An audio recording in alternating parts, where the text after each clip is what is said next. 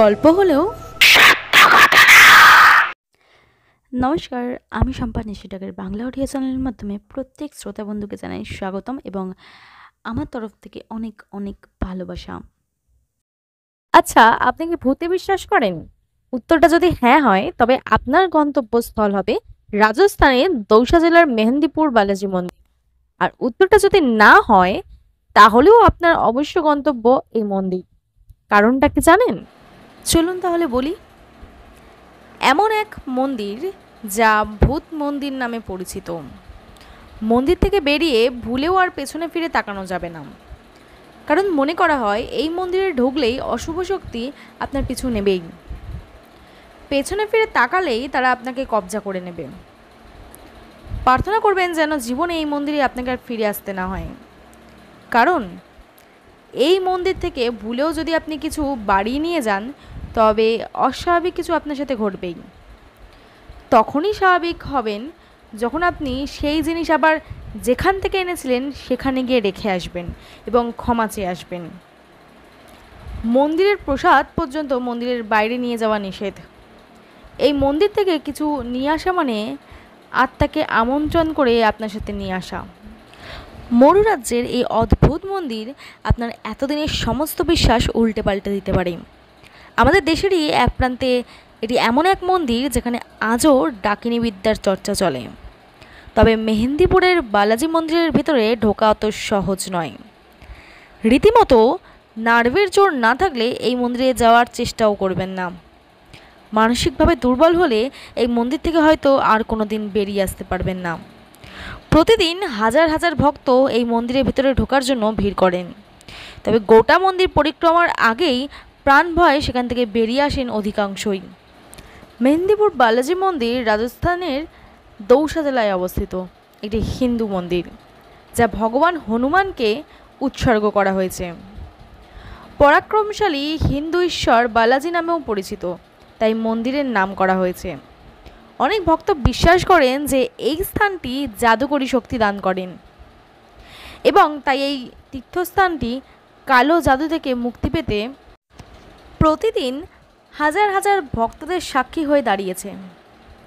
এটি ভূত এবং মন্দ আত্মাদের বন্ধ করার জন্য সেরা পাল্টা অভিশাপ প্রদান করে বলে বিশ্বাস করা হয়। মন্দিরটিতে 3টি দেবতা রয়েছেন যাদের প্রধানত পুজো করা হয়। ভগবান হনুমান, বালাজি নামে পরিচিত, প্রেতরাজ এবং ভৈরব। এই সমস্ত দেবতারা ভূত এবং আত্মার সাথে সম্পর্কিত বলে বিশ্বাস করা হয়। এই মন্দিরের অনুসারী কিংবদন্তিটি একটি ঐশ্বরিক শক্তির কথা বলে এবং এটি বিশ্বাস করা হয় যে এখানে যে মূর্তিটি পুজো করা হয় তার নিজেই আবির্ভূত হয়েছিল। কিংবদন্তিটি ঐশ্বরিক শক্তির কথাও বলে, যা মন্দিরের পরিধি। এটা বিশ্বাস করা হয় যে এই শক্তির মধ্যে এমন লোকদের নিরাময় করার ক্ষমতা রয়েছে যারা অশুভ আত্মা দ্বারা প্রভাবিত হয়েছে এবং তাদের কালো জাদুর থাবা থেকে মুক্ত করতে সহায়তা করে। আপনি যদি অতিপ্রাকৃত শক্তি বা ভূত প্রেতে বিশ্বাস না করেন, তাহলে মেহেন্দিপুর বালাজি মন্দির একবার হলেও যাবেন। আপনি যদি ভৌতিক মুভি দেখতে বা কিছু ভূতুরে গল্প শুনতে পছন্দ করেন, তাহলে এটি আপনার জন্য একটি অবশ্যই দেখার জায়গা। ভারতের সবচেয়ে বিখ্যাত মন্দিরগুলির মধ্যে এটি একটি সমৃদ্ধ ও আকর্ষণীয় ইতিহাস রয়েছে। এই মন্দিরের 3টি দেবতার বয়স প্রায় 1000 বছর। বিশ্বাস অনুসারে ভগবান হনুমানের মূর্তিটি আরাবলি পাহাড়ের মধ্যে স্বয়ংক্রিয়ভাবে আবির্ভূত হয়েছিল এবং এটি কোনো শিল্পী দ্বারা তৈরি হয়নি। পূর্বে মন্দিরের এলাকাটি একটি ঘন জঙ্গল দিয়ে ঘেরা ছিল, যেখানে শ্রী মহন্তজির পূর্বপুরুষরা বালাজির পূজা শুরু করেছিলেন। গল্প অনুসারে 3 দেবতা শ্রী মহন্তজির স্বপ্নে এসেছিলেন এবং তিনি একটি কণ্ঠস্বর শুনতে পেলেন যে তাকে তার দায়িত্ব পালনের জন্য প্রস্তুত হতে নির্দেশ দিয়েছেন। হঠাৎ ভগবান বালাজি তার সামনে উপস্থিত হলেন এবং আদেশ করলেন, আমার সেবা করার দায়িত্ব নিন। এই ঘটনার পর তারা এখানে হনুমানের পূজা শুরু করেন। একটি নিয়মিত মন্দিরের বিপরীতে এটি এমন একটি জায়গা যেখানে আপনি মন্দিরের ঘণ্টার আওয়াজ দেখতে পাবেন না। প্রাঙ্গণে পা বাড়ালেই আপনি শুনতে পাবেন ভোগ দখলকারী নারী পুরুষের চিৎকার। শব্দগুলি আপনাকে এখন এবং তারপরে তাড়া করতে পারে।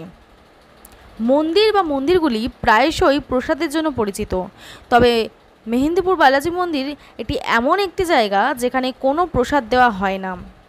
মন্দির প্রাঙ্গণে পা বাড়ালেই খুদে দোকানদাররা প্রসাদ বিক্রির চেষ্টা করে। আপনাকে সেই কালো রঙের বলটি নিতে হবে, কারণ তাদের প্রত্যাখ্যান করা দুর্ভাগ্যজনক বলে বিবেচিত হয়। যদিও এটি খাওয়ার জন্য নয়, আপনাকে এটি আগুনে ফেলে দিতে হবে। অদ্ভুত না? এটা বিশ্বাস করা হয় যে ভগবান হনুমান সমস্ত সমস্যার উপশমকারী। মন্দিরের বাইরে বিক্রেতাদের দ্বারা যে কালো বলগুলি দেওয়া হয়েছিল সেগুলি রিচুয়াল ফায়ারে নিক্ষেপ করার আগে আপনার শরীরের চারপাশে 5 বার নেওয়া উচিত। পরে দেবতা হনুমানের কাছে আশীর্বাদ চাওয়া হয়, যিনি সংকটের মুক্তিদাতা বলে মনে করা হয়। আপনি অবশ্যই আপনার চারপাশে নেতিবাচকতার শক্তিশালী উপস্থিতি অনুভব করবেন। মন্দিরের 4টি কক্ষ রয়েছে।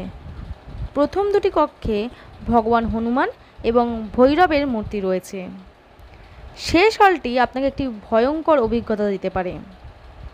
আপনি দেখবেন যে ভোগী নারী পুরুষ মাথা ঝাঁকাচ্ছে, কোনো ব্যথা অনুভব না করে ফুটন্ত জল ঢালছে। আপনি তাদের মধ্যে কয়েকজনকে সিলিং থেকে ঝুলন্ত দেখতে পান। প্রাপ্তবয়স্কদের বড় পাথরের সাথে শিকল দিয়ে বেঁধে রাখা হয়েছে এবং পণ্ডিত দ্বারা মারধর করা হয়েছে। পুরো দৃষ্টিপটটি আপনাকে ভয় পাইয়ে দেবে এবং আপনি যা চান তা হলো নিরাপদ এবং বুদ্ধিমান জায়গাটি ছেড়ে দেওয়া।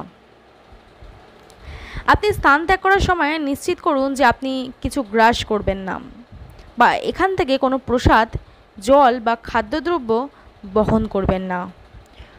অপরিচিতদের সাথে কথা বলবেন না, কারণ অপরিচিতরা বিপদ হতে পারে আপনার জন্য। এখানে কথা বলা বা কাউকে স্পর্শ করা নিষিদ্ধ। অনেক লোকের দখলে আছে বলে বিশ্বাস করা হয় এবং আপনি যদি তাদের স্পর্শ করেন তবে প্রভাবিত হতে পারেন।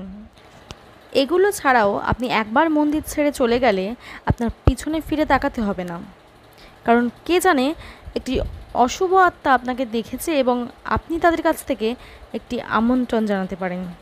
মন্দির চত্বর থেকে বের হওয়ার সাথে সাথে 1 ফোঁটা জল ছাড়াই গ্রাম ছেড়ে যাওয়ার জন্য কঠোরভাবে পরামর্শ দেওয়া হয়। আজকের ঘটনাটি একদম সত্য একটি ঘটনা তুলে ধরলাম আপনাদের সাথে। এই মন্দিরের ব্যাপারে যদি আরও কিছু জানতে চান তাহলে আমাকে অবশ্যই কমেন্ট করে জানান, আমি আরও ডিটেলসে বলবো এই ঘটনাটি। এবং যদি আপনারা মনে করেন যে ঘটনাটা সত্যতা যাচাই করবেন, আপনারা অবশ্যই যাচাই করে দেখতে পারেন, গুগলে সার্চ করতে পারেন। আর যদি আজকের ঘটনাটি ভালো লেগে থাকে তাহলে কিন্তু লাইক কমেন্ট করতে ভুলবেন না, আর চ্যানেলটাকে সাবস্ক্রাইব করে বেল বাটনটা অন করে দেবেন, যাতে আমি ঘটনা আপলোড করার সাথে সাথে আপনার কাছে নোটিফিকেশান চলে যায়। আজকের মতো টাটা, সবাই ভালো থাকবেন, সুস্থ থাকবেন এই গরমে। নেক্সট ভিডিও নিয়ে আবার আসছি সানডেতে।